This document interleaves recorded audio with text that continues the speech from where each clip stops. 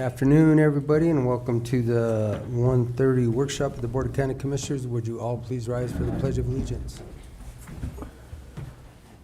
I pledge allegiance to the flag of the United States of America and to the republic for which it stands, one nation, under God, indivisible, with liberty and justice for all.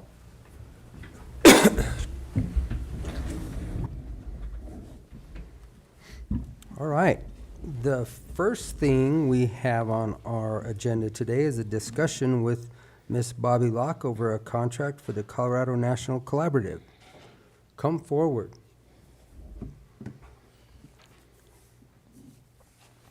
Good afternoon. Good afternoon. On this rainy afternoon. So this contract is the amended contract. It's 2020-3672 Amendment Number 3. This is for the Colorado National Collaborative, which is our suicide prevention work. And this, you look through all of the different amendments. At the very bottom of it, Amendment Number 3 is what we're looking at for this fiscal year. It starts September 1st, it starts September 1st and it runs through August 31st of 24. And then the second part of it goes from September 1st through June 30 of 24. So the 100,000 is through August 31st and the 32 is through June 30th, 24. Are you seeing where I'm talking? Mm-hmm. Okay. So that's a total of $132,728.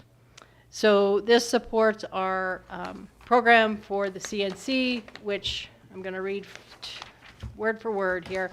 It's coalition building infrastructure capacity development for the implementation of the Colorado National Collaborative, using public health approaches to suicide prevention.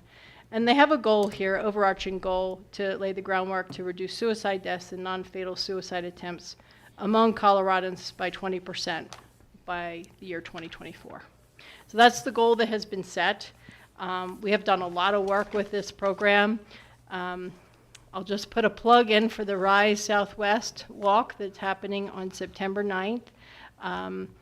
That's our second annual walk that is happening. And this is in collaboration with a lot of other organizations, but it's all part of the suicide prevention model. So this supports one full-time coordinator, full-time CNC coordinator, and a part-time support person currently in the department. So, do you have any questions? I have Katie Maxwell here, who currently is the coordinator, that she could answer any specific questions that you might have. I guess I do, Katie, and it's going to be very specific, and I don't know if you can answer it because I've, looking at this, and then I send this DocuSign to you, Ian, also.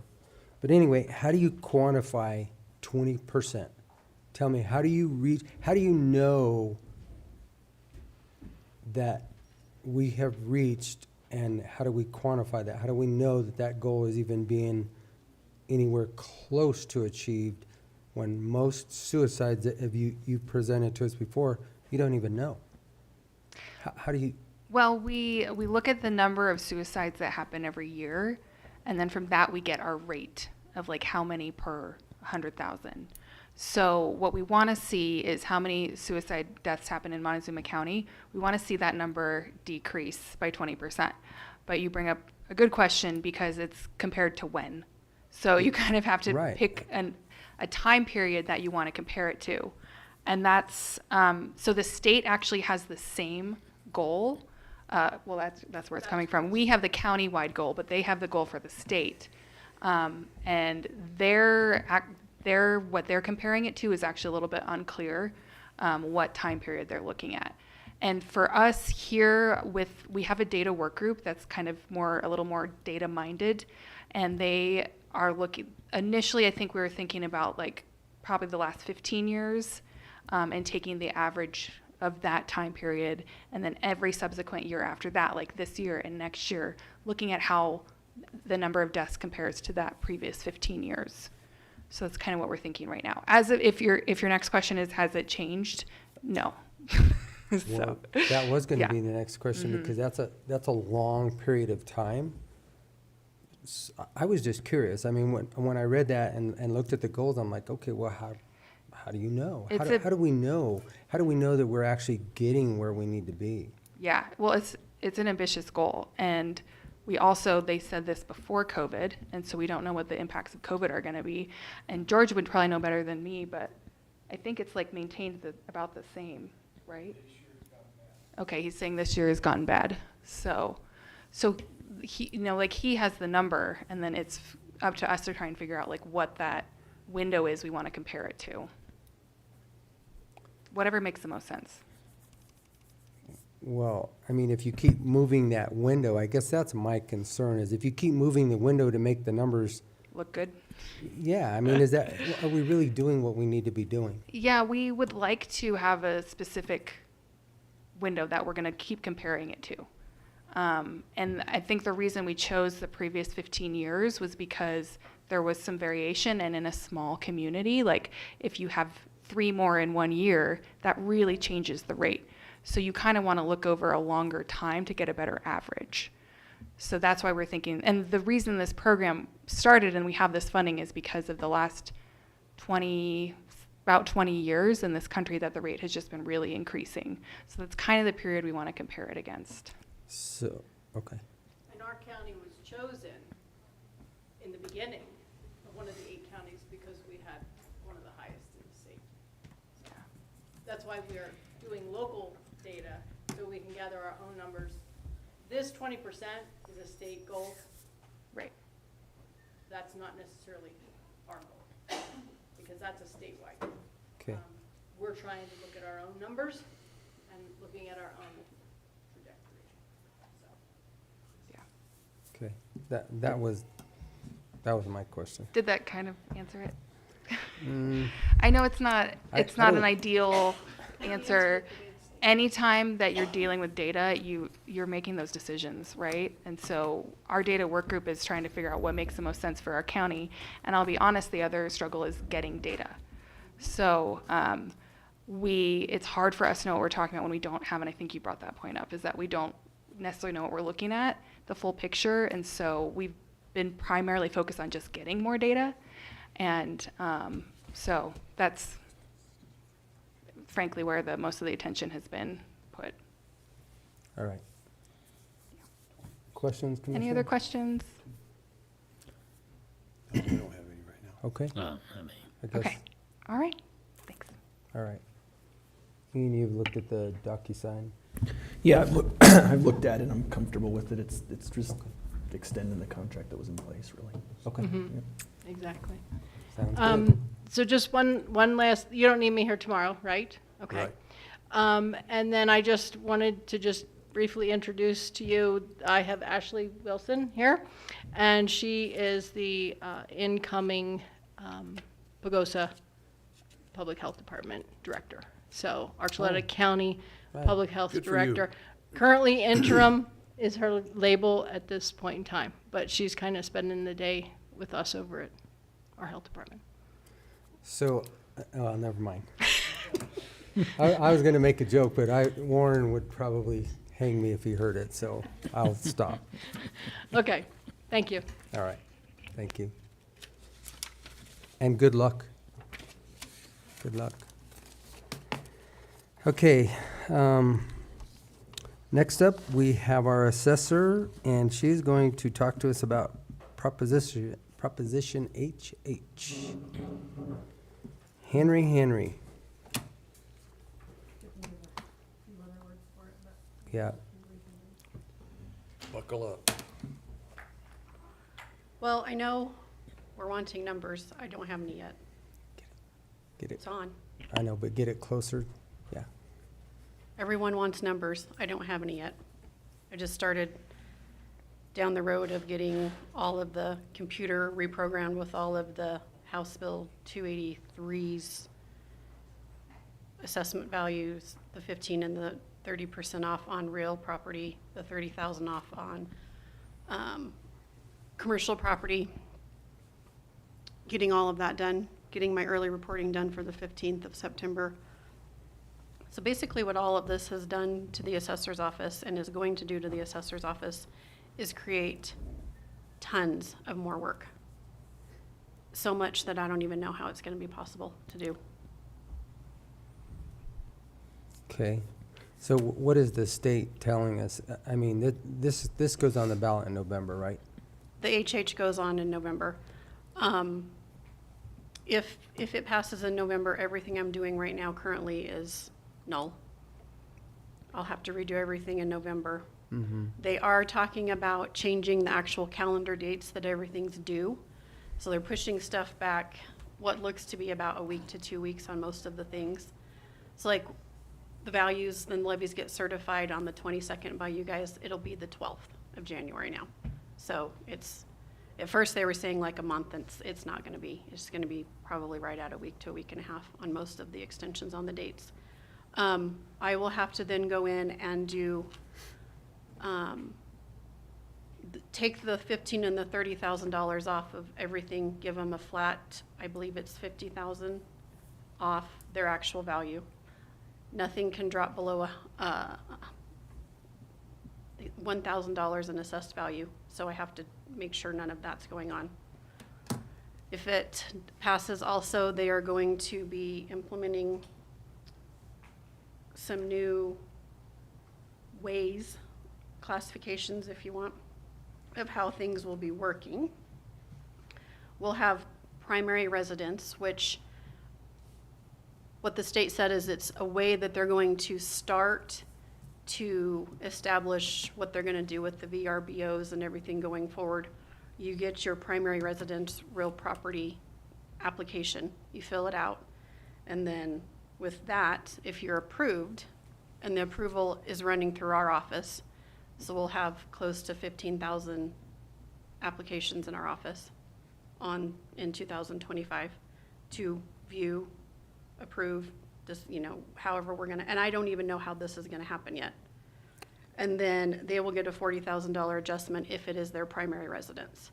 So that's then the people with the 2 or 3 or 4 houses in Colorado, they will not receive the exemption on those multiple houses, only on their primary residence. And if their primary residence isn't in Colorado, they won't receive it at all from Colorado. And that goes from 25 to 2032.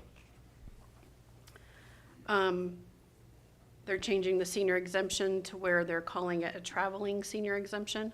So if you previously received the exemption and you feel the need to downsize, move to town, move closer to your doctor, move to your, however, you can take that exemption with you as long as you're obviously pre-qualified for it. And instead of it being half off the first $200,000, now it's going to be $140,000 off your actual value for the remainder of your exemption. And that will also be a manual situation in our system. Assessment rates will be changing on and off throughout the next 7 or 8 years. But the assessment rate, didn't they say they were gonna cap it at 2%, that they wouldn't, is that not yay or nay? They wouldn't let it go below 6.2? No, it's not actually going to be going down from the 6.7, at least with this. They're just putting all the exemptions in It'll place. go back to 7.15. This will be the only year for vacant land that is at 27.9%. It goes directly to 29% next year. This is all if HH passes. I don't know for sure, what they'll do if it's just off of, because the Senate Bill 238 is kind of a done deal after this year. I don't know what their plan is. But in case HH doesn't pass, there's already initiatives that are basically copycats of exactly what HH says that are already getting signatures to get pushed through. So I would say something pretty close to HH is going to pass if HH doesn't pass. So if HH passes, Mm-hmm. and I realize that you don't have the numbers, but with all of the exemptions in place, what do you anticipate our drop in revenue will be? Probably what I came to you with earlier before we even had any additional. I say it's, in my mind, it's going to take away the addition to our valuation this year, is what I'm estimating.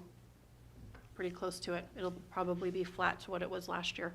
And then just, with the extra senior exemptions and the extra all that, it's gonna obviously drop below. Right. So we're looking at a decline in revenue. We just don't know what that We number is. just don't know what that is yet. I'll have it by the 25th of this month. I'll have my final numbers on the pre-certification. And then next year, the commercial property will go back to 29%? Just vacant land. Just vacant. Just vacant land. Everything else will stay the 27.9 and vacant land goes to 29. Why? So are Doesn't make they any still sense. assessing Airbnbs and VRBOs still as residential? Yes. So there's no change with those at all? Nope, there's no change, but this is the first thing I've even seen for them to attempt to try and even pull them out of the regular residential classification and maybe flag them a little bit for something maybe going forward. But the state did say this was their first step to trying to figure that out.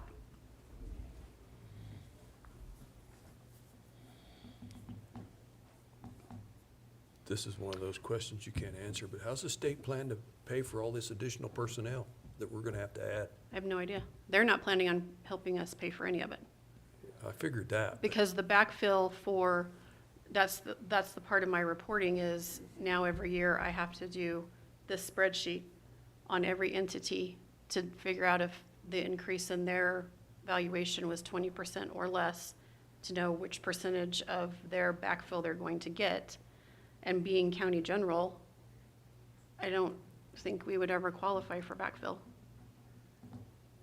And in your reporting and us certifying everything on the 12th, now going to or on the 20th. It's normally the 22nd. The 22nd and going to the 12th. They don't seem to remember there's a couple of holidays in there. Yeah. Tell me about it. I know. And then the reporting, I have to now keep track of all the entities. So 2022 is like the data year for everything.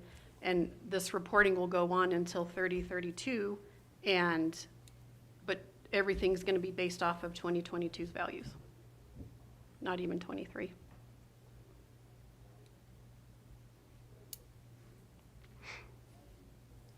So I guess and I haven't decided or completely thought about all of this. This kind of a lot of it came as a surprise on Wednesday when I was at conference. But I think what I'm going to be looking at for sure this year and maybe some of next year is probably just some kind of contract labor. I don't have time to train anybody. It's not going to be a situation where I need a full-time employee, because this is just certain times of the year, but I am going to need some help. I'm not going to be able to do all of this by myself. Is contract labor available? Yeah. Okay. So everybody in here What- has shortages. Yeah. I mean, and I'm not asking for a full-time, but there's no possible way I can get all of this done in the time frame that they're giving us now. I'm going to barely get done with it in time for the election to happen to start over. And I know there's nothing we can do. It is what it is. So, but yeah, no benefits, it would just be a contract labor situation where someone would just come in and help me when needed. And I have some play area in my salaries right now. We can just figure out what needs to happen with that before the final budget goes through.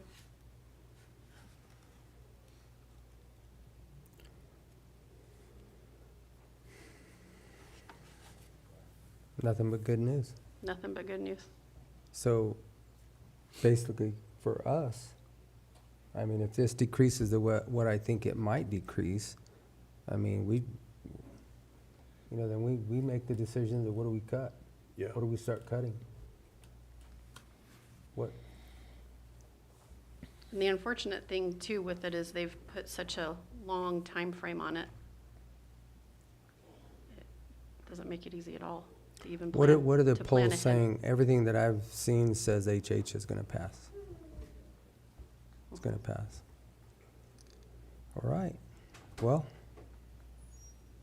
I mean, I definitely feel that it's going to, especially the way it's being sold to the public as a tax reduction. So people will see that and not even, and I don't even know how you could in the, you know, the blue book that we all get to try and understand what we're voting on. There's no possible way it would need one whole blue book just on HH to even start to explain everything that's in that bill. It's too much for one. well, with every reduction, we have to make our reductions also. So And that, I think that's what the people don't understand, is that every time they vote for that, or they vote Yeah. for something like this, great. But then, like I said, what are the first three things that we stick on the chopping block? Yep. What goes? I know. What services go, because we can't afford to fund them. Did you happen to hear what they were gonna do with the revenues from Tabor, the excess tax revenues? So currently, there is still a refund that would happen. Yes. But part of what people don't understand also is with HH being a tax or a value reduction or a tax reduction, however you want to look at it, that's where that reduction is going to be coming from, is Tabor. That's how they're going to be doing the backfills, and that's how. So if an individual or a combined income house, say, would be getting the double Tabor fight or joint filing refund, Right. they're going to be taking out the amount that they're going to be reduced on their property tax. So the property tax is being taken out of Tabor, is how the state's funding that portion of it. That's how they gonna backfill it. Yeah. Yeah, but it's 20%. We will never make that. Mm. We'll No, never make it's it. not gonna There's- backfill to us. There's No. no But that's backfill to how the us. state is going to be paying the other entities, and, you know, the little entities, possibly, sometimes, maybe not even every year, will get backfilled. But us as county general will not. I don't see that ever happening. We're sure, I'm sure we won't get backfilled, but those folks in the special districts, they can't rely on a maybe.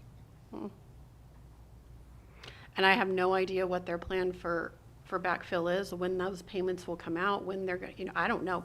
Could it be that they're gonna make them wait a whole year and backfill them the next year for the previous year, like they do a lot of things, which isn't gonna help them at all. Right. So there's a lot of stuff that nobody even knows. You can ask the questions, but nobody has answers for you, as of yet. So what I'll do, as soon as I have my letters out the 25th and I get my reporting done, September 15th, I have to have all that in, I'll start working on, if HH does pass, some ideas of numbers. I'll have a little free time to figure out the worst case scenario then.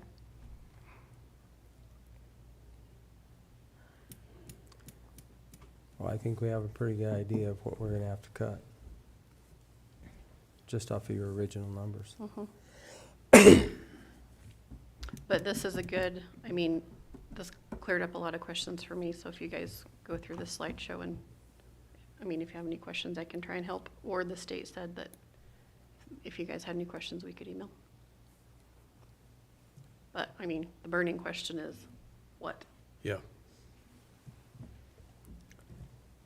I mean, that is the burning question, is how much of a reduction is it gonna really be? I mean, you cut $1 million, $2 million out of your budget every year, and that's a lot. That's a lot to cut. It is. Okay. And then especially if something passes where they put a cap on what values can increase. And they're still looking at that, and was that the 2%? That, there's a, I don't think it's gonna be 2%. I thought Or it was something about 5%. inflation. You couldn't raise it any higher than the cost of inflation. Is that how I read it? They're looking, so it's called Initiative 50, and it's for 2024, would be a 4% annual increase cap. Okay.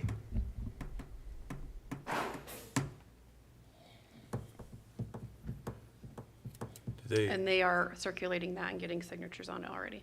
what if real estate market takes a dump like it did in '08. We'll go backwards. Because the way I have to do my assessments is based on sales.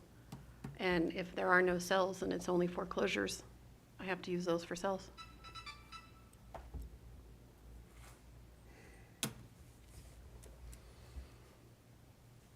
But what we're seeing right now is we're not seeing a decline.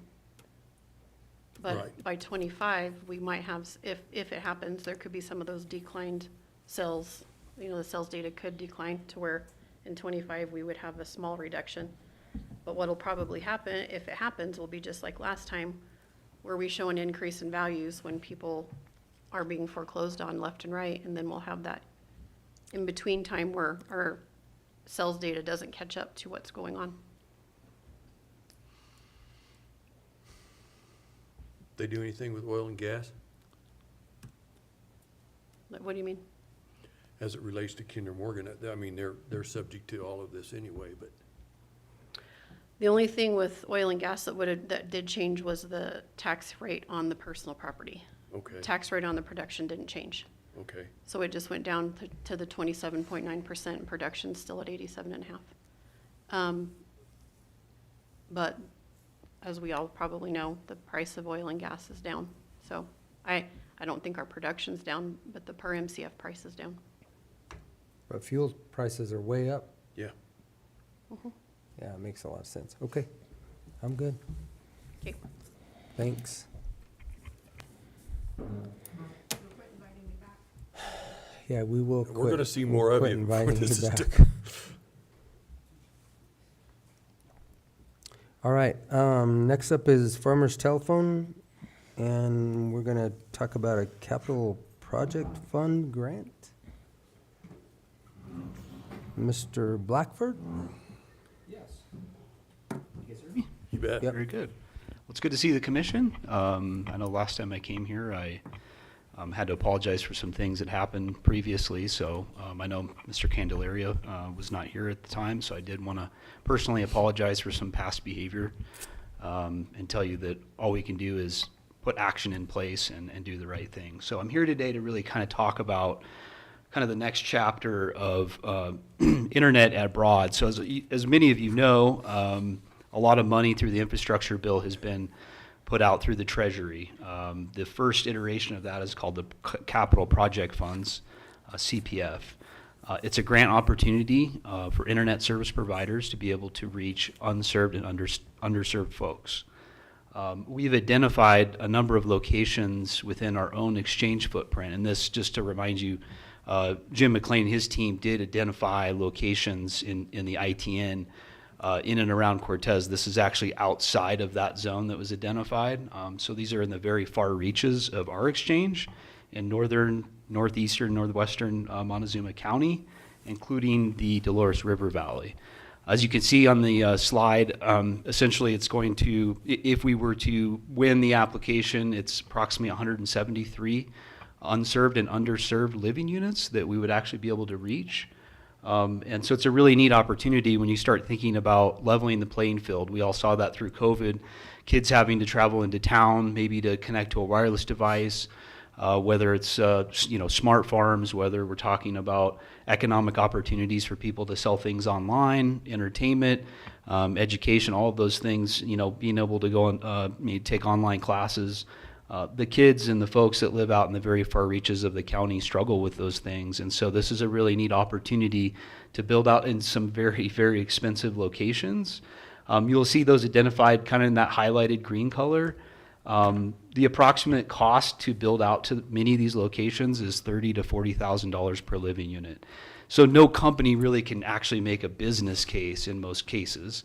And so that's where the CPF grant opportunity comes in, because it really helps us build these locations that we otherwise couldn't afford to do. And so really this is a once in a generation lifetime opportunity for internet service providers and citizens of Montezuma County to be able to get reached. So we're really excited about it. And as you can see, we got, County Road 9 and 8 and way out on CC and various other legs, including the Dolores River Valley, Currently, and I don't have it kind of broken down by absolute individual address. I can provide more detail if the commission would like that. But essentially, there is a math equation that's required in the application. So it took us a while to figure out where we actually could meet the requirements of the application. You can't do more than 50%. You can't pass more than 50% served people versus unserved and underserved. And so it kind of makes it a very difficult math equation to kind of identify these, but these are the ones that we identified. We've also gone to Dolores County, as you can see on the kind of the northern edge of that map. We've got a few places there in Cajon. We did go to the Dolores County, and they're in support of this. And then there's a little sector for them on the north end of the river. But really the chunk of this is in Montezuma County. And so part of the application process is to get community support and government support. And so on behalf of farmers, I'm here today to ask the commission to try to, whether it's just signing a letter of support or in some way supporting this objective so that we can reach these hard to reach customers, would be very much appreciated. And I don't know if I missed something. Rodney, did you have anything to add? No. Okay. And any other questions that the commission might have? Yeah, is this gonna all be obviously probably wireless? No. Is it, or is it gonna This be is, through- 100, through this will be fiber? a gig capable speed, so fiber to the home, internet services directly to the house. That's what this build is. So it's to try to future-proof, so that if, the app of the future comes out and somebody needs, 500 meg or something like that, they won't be an issue. It's essentially replacing equipment on either ends of the fiber. So this is a really exciting opportunity to move in the right direction.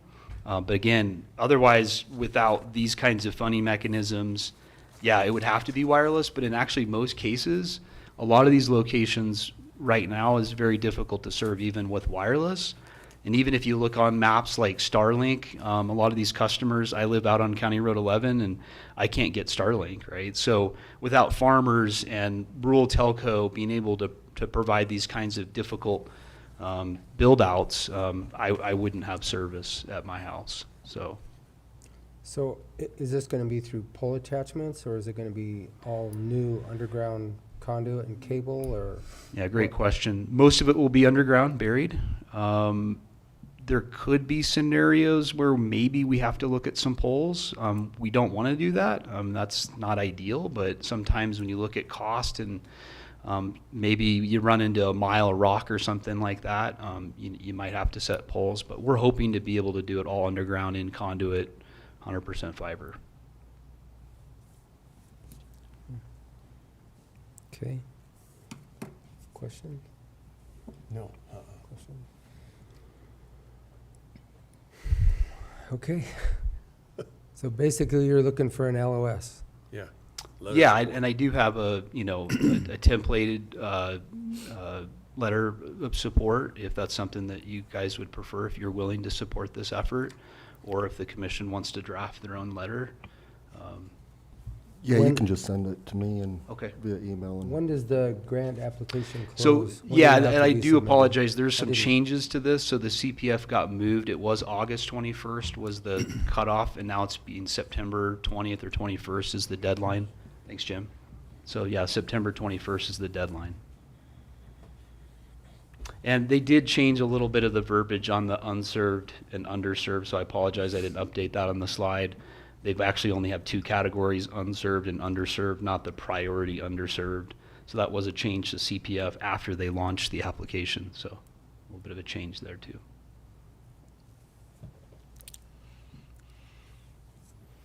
Sounds good. Okay. Any questions, Commissioner? Thank you, Commissioner. Hey, I don't have any questions. I will look and read this over. I haven't had the opportunity to look and read it Yeah, yet, and so. I if there's will- any further questions, if you guys want to chat in more detail or we can certainly provide more detail, the actual specific locations or anything that you might have. So thank you for your time today. Appreciate it. Thank you, So gentlemen. is this open to all ISPs, or is it just kind of, It is. okay, It, Yeah, the question is who's going to build out on County Road 10? We feel like it's an obligation, right, for us to build to those locations, being that we have a network nearby. For someone else to come in and build this network to get out to those locations would be unfeasible, even with the grant funding. So we feel like it's follows our mission and who we are to serve our rural customers, those that are left behind, and we feel like that it's our duty to make sure that we do so and take advantage of this opportunity. Even in all of our design plans, we've been pretty cognitive of their area, Mhm. trying to make sure we get infringe upon their area, even in the design. It is a regulated area. Right. Which is mostly, well, I shouldn't say mostly, but the biggest area is still out in the Pleasant View area, correct? Is that? Yeah, our headquarters is in Pleasant View. That's probably the highest, if you want to call it density.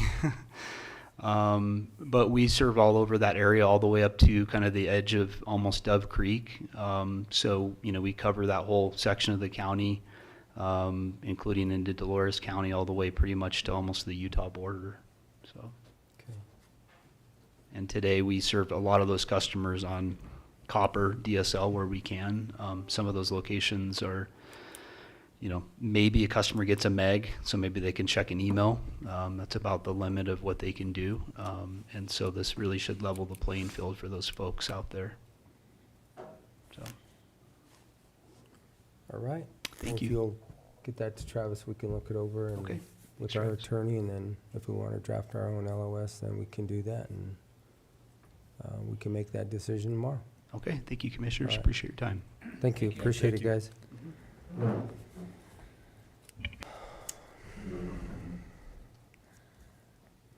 All right.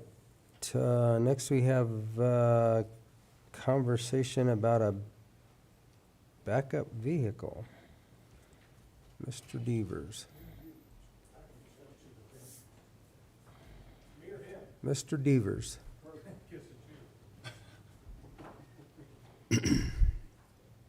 Okay. I would like you guys to consider keeping that other vehicle we have for the coroner's office, the one that we've been using since 2016. In 2022, we had 12 days that we had simultaneous calls, and we had to respond both directions.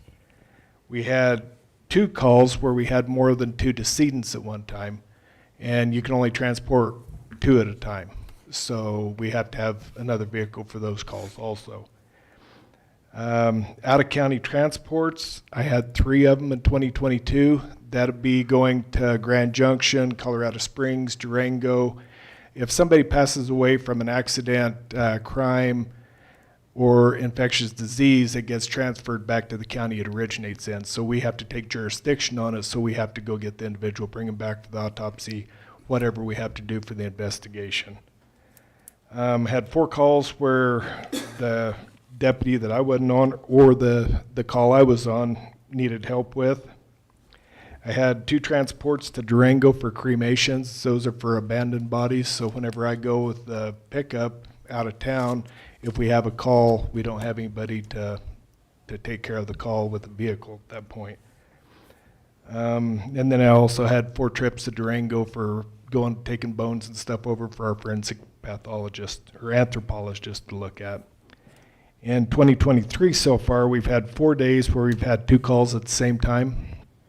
I've had 3 calls where we've needed help on scene, 1 transport to Durango for cremation, and 2 trips for the forensic anthropologist over in Durango.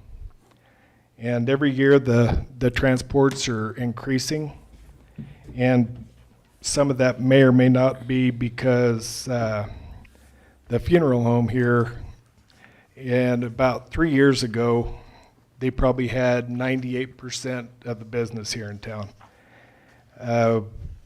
Times are tough, money's tight, I'm not sure what it is. Now it's more like 60% to 50%.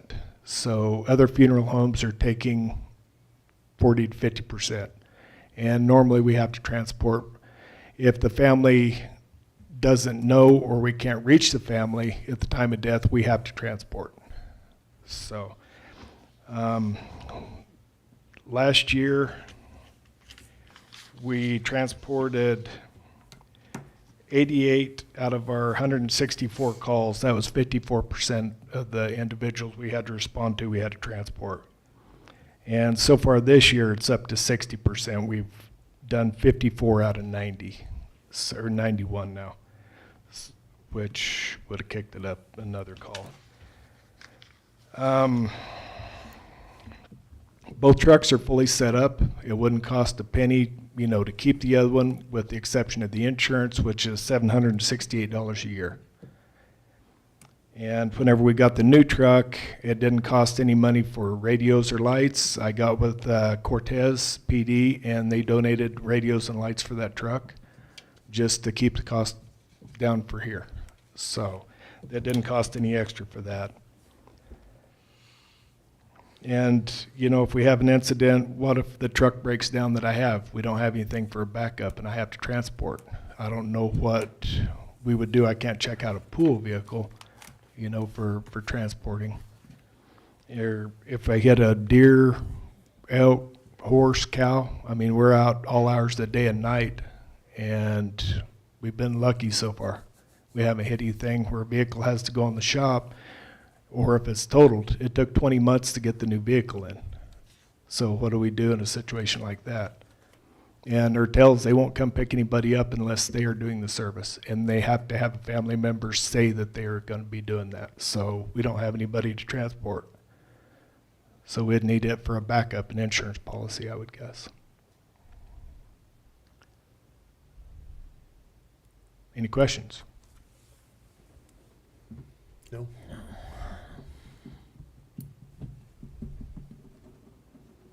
Okay, Nope. Appreciate it, George. you bet. You guys have a wonderful soggy afternoon. Hopefully we don't have to repair too many roads.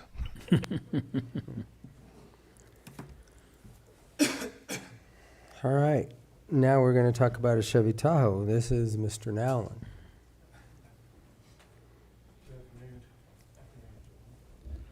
Good afternoon. The pandemic is what's caused this issue with our transport, because every transport vehicle we obtain from the Ute Mountain tribe through the casino contract. In 2021 is when it needed to be replaced. We could not get the same type of vehicle. In fact, they weren't even making Tahoes in the SSV model for almost 2 years. So it was 2022 is what we had gotten a quote for a cost of replacement, and that was $41,926. The casino contract would pay for all of that, other than the tribe paying for $35,000 as provided by the contract. This year, I was finally notified that they would be building, Chevrolet would be building these Tahoes in September and October of this year. And so, unfortunately, it's a 2023, which has gone up about another $1,200. The tribe, I talked with them a few days ago. The check for $35,000 should be delivered within the next week or so to help pay for that. I remember at the first of the year, a lot of these contracts and whatnot were ended. That funding in the casino contract had a lot of money in there. I had the $50,000 set aside in there for this to finish paying off, plus the outfitting. And that's what I needed in there to do that. So this vehicle will not be made until sometime in September next month or October. Hopefully we can have it delivered by December. The current long distance transport, which is what this vehicle's for, already has over 200,000 miles on it. So what was it exactly, 1,200, Steve? Is it The 43, increase, 126? Yeah. the increase, Or what is the? that's what I understand it's What is going to the- be. Yeah. So it should be, like I said, I shouldn't need any more, probably even less than 50,000 that was in there. Because the equipment that's in this vehicle, it should fit. I'm told that it will fit the new one that's being made. So everything's transferred over to the new vehicle. And then the old one belongs to the fleet. So this is the vehicle that Shane told us last week that was already ordered? Yes. Okay. Yeah, for like almost 2 years now, but it keeps getting put off and put off and put off until now, yeah. But I guess so here's the question that I'm gonna ask, is that all of that stuff is to be approved prior to ordering it? Per the procurement policy? Mhm. And now this vehicle, and it wasn't done by Shane? It never has been. It's always been done through the sheriff's office, always. In fact, it was in 2021 when this started. So, But Shane has been in the loop with all of it from the day one. Yep. okay. So what is the total then? Is it 43,126 or what is the number? That's what it's supposed to be, the purchase price. So minus the 35,000 that the tribe sends the money for. So I need to have some dollars to outfit it, strip the other one and outfit that one. And Shane will be doing that.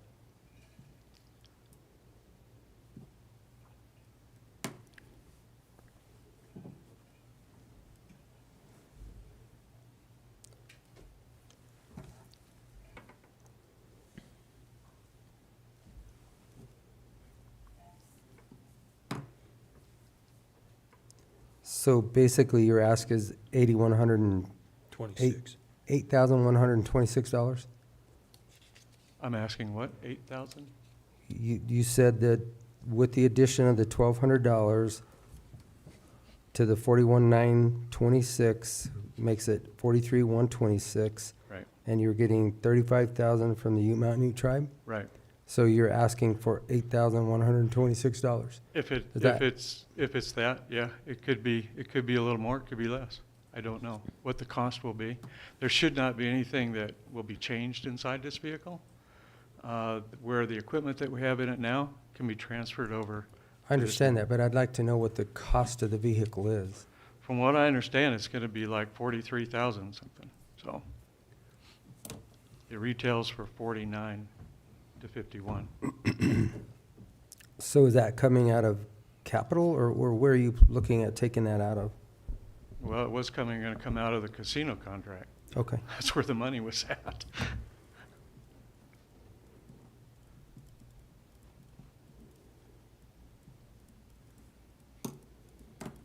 Questions, gentlemen, Not at this time. Commissioner? Okay, when is this supposed to arrive then? December. Good September? question. I don't December? know. It's supposed to be built sometime in September, October. That's what I was told by the Chevrolet dealer. That's when they're gonna build it?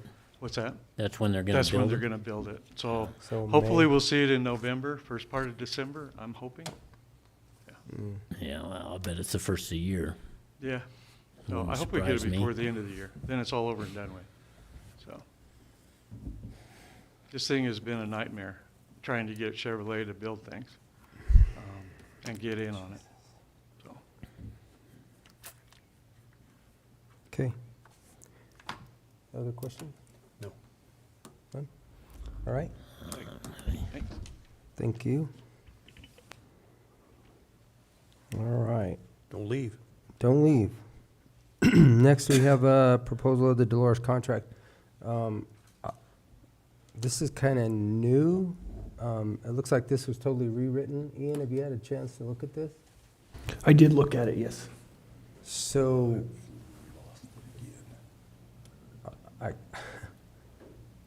This hasn't been proposed. Go ahead. This was just sent to the county attorney for review. oh, okay. Okay, yeah, I have not proposed. None of this is set, okay?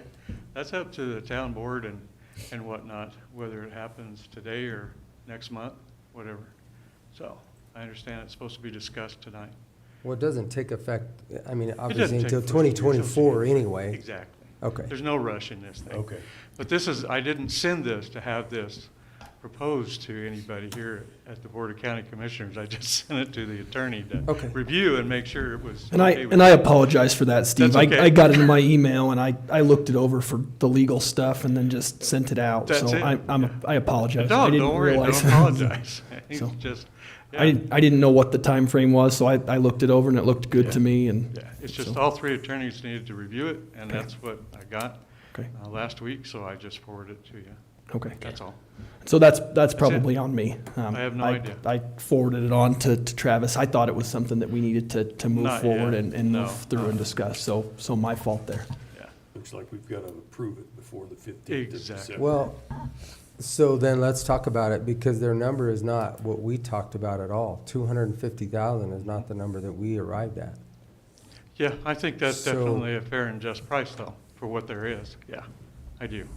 So, I don't know. The thing is that this is a contract between the sheriff and the town, and I think that you're gonna have to look at that way, and let's just see what the figure is. I don't know what the final is gonna be. That number can change in there, it might not. I don't know. Well, what about Okay. all of the other stuff as far as our IT department and, In this contract, they pay for everything. They're providing everything. They Oh, pay that's- out IT for everything. Yeah. that's not how I read it. Is that, have you guys read it? Yeah, I have. It looks like they're providing, what is it, $10,000 for IT and office space, phones and stuff like that. They pay for it all. Yeah. Okay. All right, well, if we have plenty of time to review this and go from there, then Sure. we can talk with you, Ian, over it. Okay. Okay. And I'm sorry, Steve. Don't worry, I it's probably all rushed right. the gun. It's okay. Jumped the gun. I was a little surprised to see this, so it's like, it's all right, no surprise. Just Not any whatever. more than we were. Okay, all right. Thank you.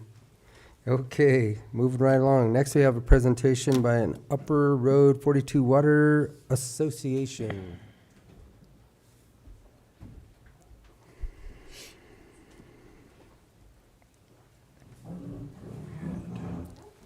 Good afternoon. Hi. If I can ask you, when you talk, please turn on the mic and pull it as close to you as possible. We can hear you in here, but on YouTube land, it's a lot better if they can hear you, so, thank you. Thank you, Commissioners. My name is Bud Smith. I'm an attorney in Durango, and I was contacted by the Upper Road 42 Water Association to assist them with getting a water line extended to serve approximately 25 parcels along that road. After looking at a variety of ways of doing it, it appears the most logical manner would be to form a local improvement district through the authority that the county has. Local improvement districts can construct a variety of improvements, and water lines certainly fall within that authority. The cost will be paid by the owners through assessments. It's been a long process, and I have with me someone who's been at it 3 years, 4 years. 5, 6, a while.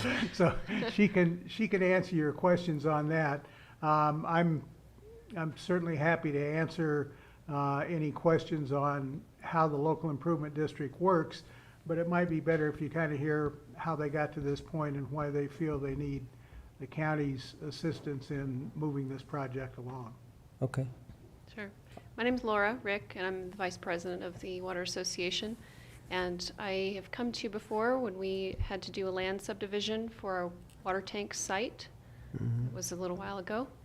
But at that time, we explained the project, but I'm happy to answer any questions or review the project if you'd like.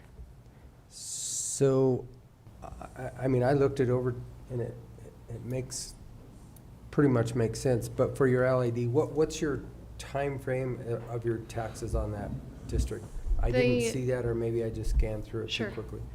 The assessments will be for the life of the loan that we have. It's a 30-year loan. However, that may be paid down more quickly with grant funding. So at maximum, it would be 30 years. And this is a state revolving fund loan. How many people are gonna have this service? It will be 25. 25, at this time, 25 lots and approximately 50 people. And everybody's in favor of this? Yes. Okay. The members of this association are in favor of this. And there is also some residences or some lots around this service area that have chosen not to tap in or not to participate at this time. However, we are keeping them informed, and if they would like to tap in, Make Us Rural Water has given us a time frame in which to do that, and beyond that time frame, they cannot tap in. So we're going to make sure that they have all the information they need to make that decision in the time that they have. So then you will get your funding through the state, basically, a revolving That's correct. So grant we have program? grant funding through the state and through the Southwest Basin Roundtable has given us funding as well. Our loan will be coming from the state revolving fund. And then we would be the treasury to collect it? Yes. And then I guess what I'm getting at is how much more work for us is it gonna be? Because obviously you're asking for something, and Yes. my assessor just told me to get ready for all of these declines. So how much more work is it gonna be? Obviously, from an attorney standpoint, you're gonna have to create the LID and put the overlay. The assessor will put the overlay of the tax on these 25 lots. So Right, and what kind of, Then Well, our treasurer has to collect those taxes. Yeah, Right. the And treasurer then- will send out an assessment notice with the property tax bill. They'll collect that, they'll deduct their typical fee, the same fee that they get for property tax. So, once the district is set up, the assessor shouldn't have much work, and the treasurer will send it along with the property tax bill and collect a fee for whatever the amount of the assessment is. So I think the net fiscal impact to the county should be pretty minimal, if at all. so what if somebody doesn't pay their taxes, or say 10 people don't pay their taxes? How does that affect us? I mean, obviously, we'll go to a tax sale, somebody will pick that up, but then what does that do to your note? Because obviously, we don't have, The funds in say we balance. have 10 that are deficient, your loan is not going to be paid. Well, How does that work? The current budget has a fairly substantial contingency built into it to offset those type of things. Okay. I was involved in a local improvement district in Archuleta County many years ago, much bigger, and they had a 20% contingency, and at the end of the assessment period, we ended up refunding money back to the owners because everyone paid, or not everyone, but the majority of people paid their assessment, and there was plenty left in the reserve fund. So the state is going to be pretty careful because they realize that that's their only recourse is the special assessments. So if the special assessments don't satisfy the loan, again, that doesn't become the county's problem, that becomes the state's problem. But if it's properly structured, we don't anticipate that to be a problem at all. Okay. So And- most of your work being done with the assessor is just going to be all of the legal descriptions of the lots, so on and so forth. That then would be on that overlay of that tax district, Yes, and then the LID could be formed. yes. Okay. Yeah, and as, you know, you're familiar with special districts, this is completely different because this is just a one-time expenditure. It's not an ongoing thing. There's no board elected to oversee it. Once it's in place, it's just, as I say, it's handled in the same manner as property taxes. Yep. We've done a couple LIDs. I mean, we're familiar with them. Okay, good. So, And timing-wise, ideally, we'd like to hit the November election to get approval from the voters in the district. In order to do that, we would need the county to adopt a resolution, and I sent a draft to county staff, adopt a resolution, hold a hearing 30 days after proper publication, and following that, if the county's satisfied that the matter should go forward, they would order the district created, subject to an election and subject to a final assessment. And of course, if you look at those numbers, grants are gonna be very important to make this thing work, but I think Laura's worked at it long enough and has enough assurances that the numbers you're seeing there will come down substantially when we get to the point where you actually levy an assessment. But that will be after the election, after the engineering is complete, and after the bids are solicited to see what the actual cost is gonna be. And grants are deducted from the loan. Maybe next spring, that would be optimistic if we could get it to that point. There is an engineering firm that has been retained, and the state has grant money available to pay the engineer, but like the chicken and the egg problem, they won't give the money to an entity unless they're a political subdivision. So if the LID is created, then the LID could get the grant money to pay the engineer to complete. So it's a lot of steps, but we're getting closer. So then it would be sometime after November before the LID would actually even be created. Well, it would be created subject to a vote. Okay. You wouldn't levy the assessment, you would just create the structure so they could move ahead with getting the grant and seeing what that final number is gonna look like. Okay. Which is really the key to making this thing work. So in terms of the mechanics of this, obviously notice has to be published and sent out. Who's responsible for that? Does that happen by our clerk, or do you guys do that? Well, we'll do it and we'll pay for it. Okay. I mean, the notice will come out as coming from the clerk, but I'll Yep. prepare it, run it by you, send it to the newspaper, pay for the publication. We'll take care of all that. So assuming you guys want to move forward with this, would you like us to set that public hearing tomorrow? Yes. Okay, and what date is reasonable for you to be able to get done what you need to get done to get the notices out? What's the publication requirements for the journal over here? So the paper publishes, I believe, every Wednesday. So we would probably have to go at least 30 days from the following Wednesday. Okay, so say 30 days from the 23rd, that this Wednesday would be the 16th of August, so the 23rd? Yes. Okay. Yeah, Okay. so if we had it somewhere around the 23rd of September, then we'd be able to meet the publication requirements. Okay. And there's also a mailing requirement, and we'll take care of that as well. Okay. So I know not all people spend their time reading legal notices, so we'll make sure they get something that they will read and understand. Okay. Okay. So far, so good. Pretty. Well, thank you pretty so much for straightforward. your assistance, and if Ian has any questions, why, he knows how to get in touch with me. And I believe you have my contact information too. If you do not, you can get it from Bud. If you have any questions about the project itself or funding. I think it's. No, this'll be a good thing to take that many people off the Mancus water dock will help a bunch. Yes. So we'll reach out after tomorrow's all meeting, those somebody, either people me all or water out Mr. Anderson, and we'll let you know for sure when that public hearing's set. Yeah, at the time and all Great. that, so, Okay, yeah. sounds good.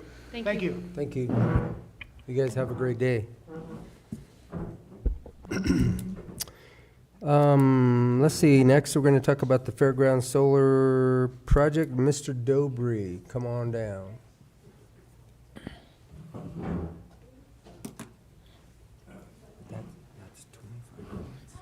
Good afternoon, Commissioners.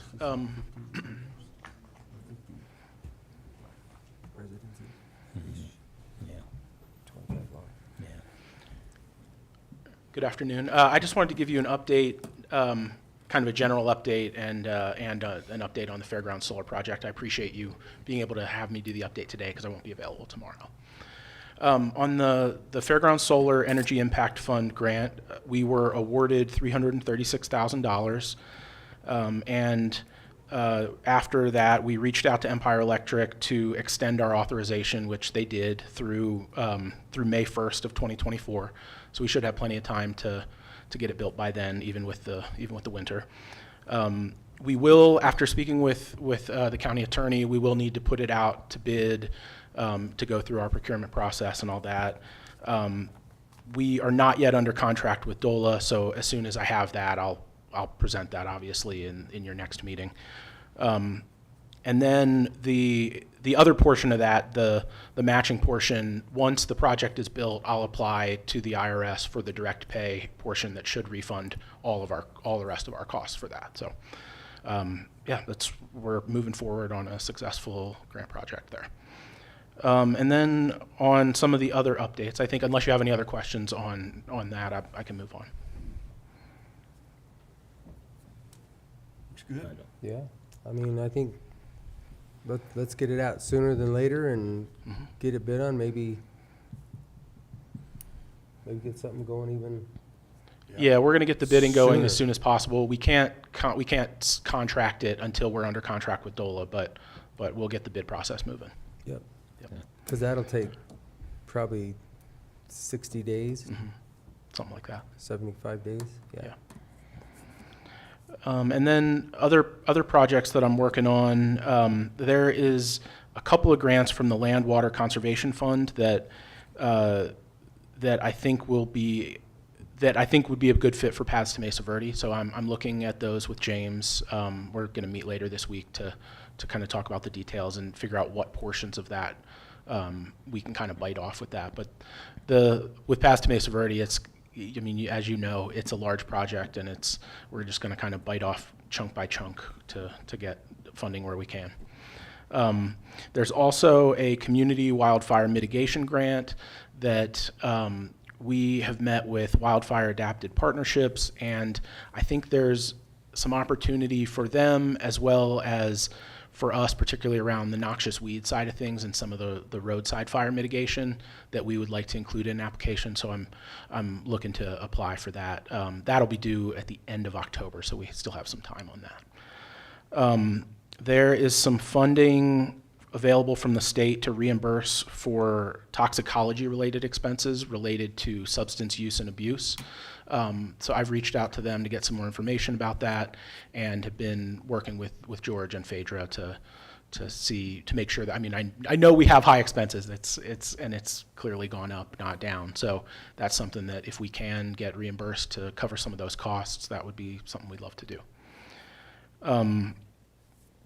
I'm looking into some master planning funds for both road and bridge and the fairgrounds that will help us be more eligible and kind of more develop projects into the future so that we are ready to go and kind of shovel ready for the things that we need to do, particularly around road and bridge. There's some options from DOLA. There's also some federal highway funds that I'm looking at for that. I'm also working with Jessica in economic development on making sure that as we develop the community development action plan, the CDAP, that any of the potential projects that we have are included in that, because that'll obviously make all of any future grant applications stronger, is that the projects are in the plans and it's things that we have been planning on and working on for some time. And then the last thing I have is that the Lewis Areola Community Center submitted their letter of interest for the GOCO grant for this cycle. If they are accepted to move forward, they will be submitting a full application later this fall. And then in the future, I'll be looking at future GOCO grant cycles for some of the county's needs around trails and fairgrounds and things like that. So I think that's all I've got on the grant side of things. Appreciate it, Robert. Yeah. Thank you. Thank you. Thanks. Thank you. Have a great day. Thank you.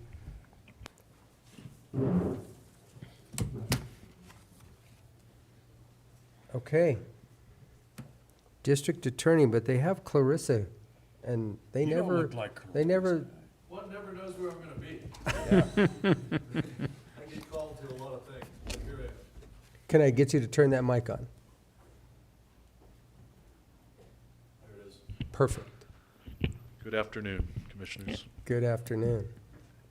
We're just plugging away. We've got several cases that I'm sure you've seen hit the papers. We had to get rid of a couple for conflicts, but we in turn got a couple from other jurisdictions, and so he's just been working away on those. And we're working on trying to hire a new attorney that we're in discussions with, so fingers crossed there. Our guy from Vegas started a week ago, 2 weeks ago. He's He's great. doing great already. great. Yeah, catching on really fast, so we're super excited to have him. And otherwise, we're just plugging away.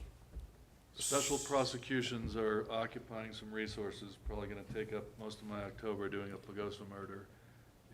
But in turn, they take some of ours where we have conflicts, so.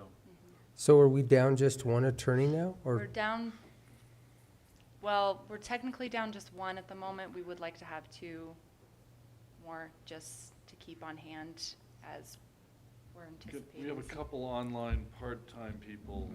Mm-hmm. Ideally, there'd be 2 more full-time people, so we could devote 2 to county, 1 to each of the district judges, me doing felony ones and special prosecutions and management stuff, and then we'd have someone to rotate. That would be, pie in the sky maybe, but we're trying. Yeah.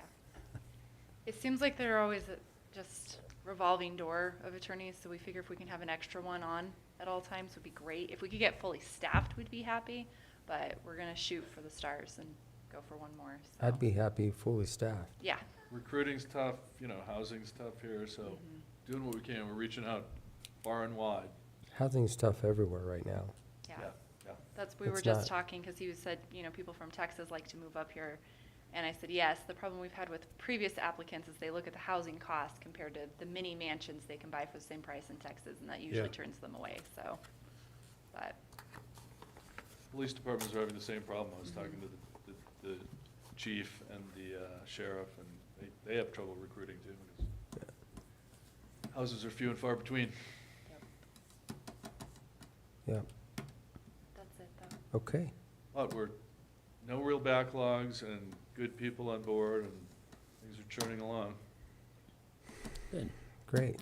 If they'd What's- stop at the homicides, it'd be a little easier. Fingers crossed. Well, We fit yeah. our quota for the couple of years. If you want to keep shooting for pie in the sky, just keep shooting for that. That's the goal. Unattainable goals. All right, pie in the sky, that's a goal. Just like I asked earlier, 20% pie in the sky? Why not? Okay, why not? Right? One can dream. All right, thank you, guys. Thank you. Question? No, All right. Well, last but not least, we have Miss Jennifer, and we're going to talk about AAA contracts, 2 of them. One for transportation and one for senior.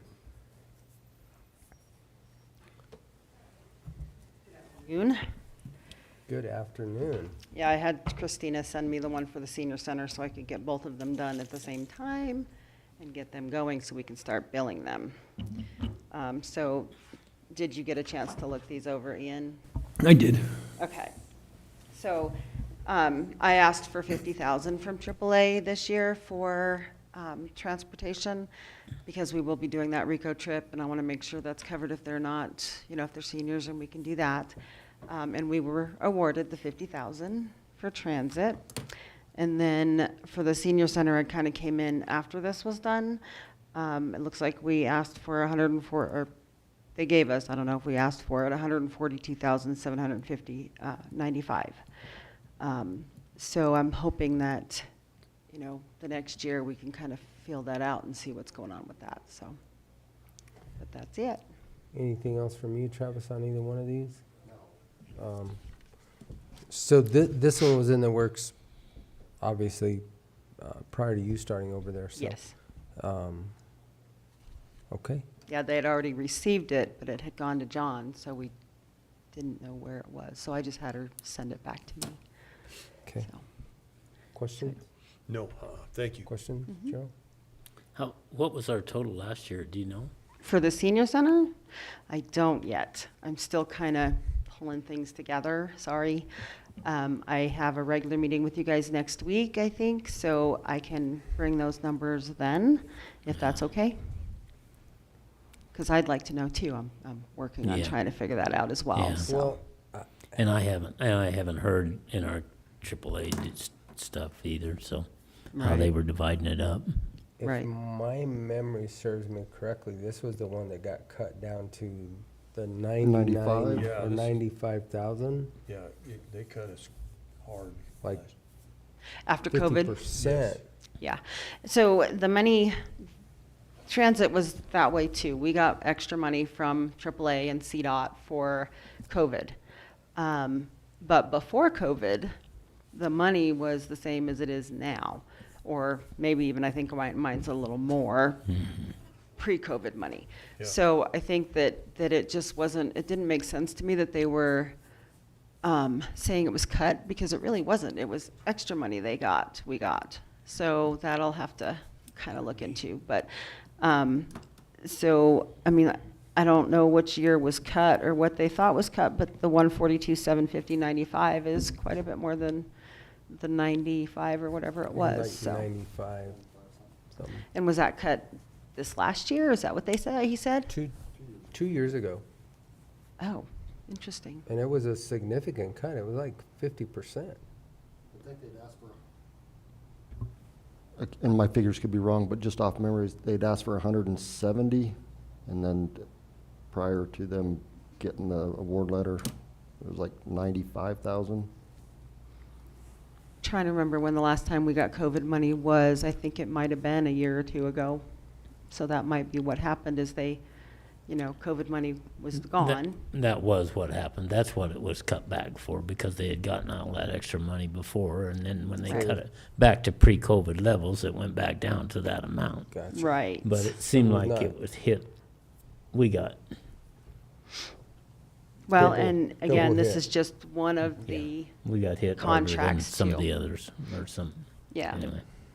Yeah, so, so we'll, like I said, we'll have to see what, and we have other, other grants that we're going for, so hopefully we won't have those issues, but I won't know until I kind of delve in more.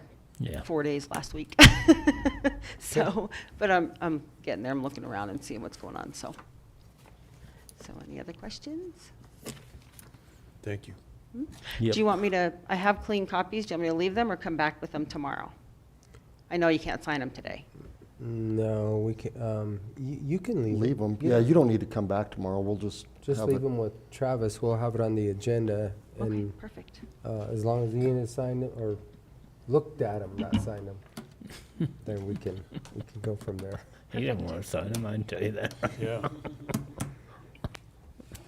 All right, thank you, Jennifer. Yeah, thanks. I guess, gentlemen, with that is the end of our discussions for today. We'll take these up tomorrow at our BOCC meeting, so we are adjourned.